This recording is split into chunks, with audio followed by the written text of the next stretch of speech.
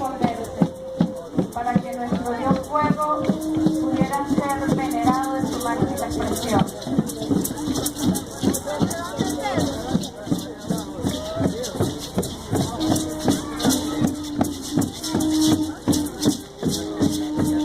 What is talking about?